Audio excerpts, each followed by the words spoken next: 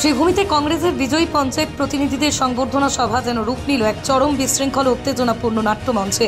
যে অনুষ্ঠানে বিজয় উল্লাসে ভাসার কথা, সেখানে তৈরি হলো চরম অস্থিরতা, নেতৃত্বের প্রতি অবজ্ঞার অভিযোগের ঘূর্ণিপাক।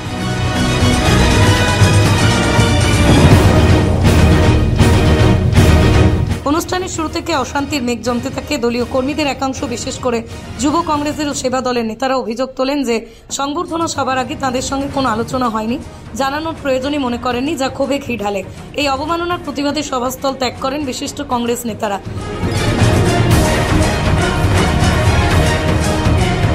নবেন্দু শর্মা পুরকায়স্থ, তাপস পুরকায়স্থ, সন্দীপ নন্দী, আহমেদ সাহিল, স্বপন চৌধুরী সহ আরও অনেকে। বিশৃঙ্খলা আরও বাড়ে যখন সন্দীপ নন্দী ও তাঁর অনুগামীরা তীব্র ক্ষোভ প্রকাশ করেন।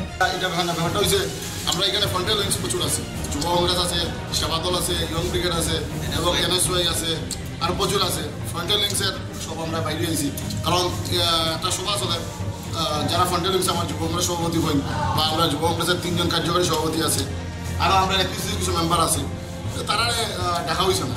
যারা নির্বাচন মানে দিনে রাইট করছে, যারা জিতাইতে মানে পরিশ্রম করছে প্রার্থীরা, তারা না ডাকিয়া সংগঠনের প্রধানরা না ডাকিয়া এই প্রোগ্রাম শুরু করছে।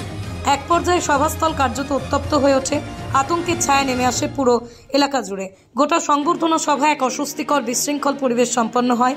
অন্যদিকে দলের অন্দরে টিকিট বন্টন নিয়ে আর্থিক লেনদেনের অভিযোগও ঘনীভূত হচ্ছে।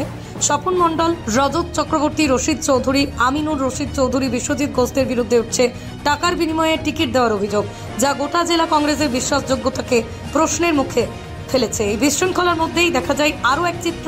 সংবর্ধনা সভায় 2জন জেলা পরিষদ সদস্য ও বেশ কয়েকজন আঞ্চলিক পঞ্চায়েত সদস্য অনুপস্থিত ছিলেন। তাদের হয়ে সম্মান গ্রহণ করেন তাদের প্রতিনিধিরা, যা প্রশ্ন তোলে এই অনুপস্থিতির পিছনে কি শুধুই ব্যস্ততা, নাকি আছে কোনো দলীয় অসন্তোষ? সংবর্ধনা সভার স্বাগত ভাষণে জেলা কংগ্রেস সভাপতি রজত চক্রবর্তী রাজ্য সরকারের বিরুদ্ধে কড়া ভাষায় সমালোচনা করেন। তবে এদিন অনুষ্ঠানে দলীয় ঐক্যের পরিবর্তে চোখ পড়েছে ভাঙনের চিত্র। যদিও মঞ্চে উপস্থিত ছিলেন প্রাক্তন মন্ত্রী আব্দুল মুক্তাদির চৌধুরী, প্রাক্তন জেলা কংগ্রেস সভাপতি সতু রায়, সাধারণ সম্পাদক সুব্রত দেব, তবে তাঁদের উপস্থিতি এই বিশৃঙ্খলা পরিস্থিতিকে সামাল দিতে পারেনি।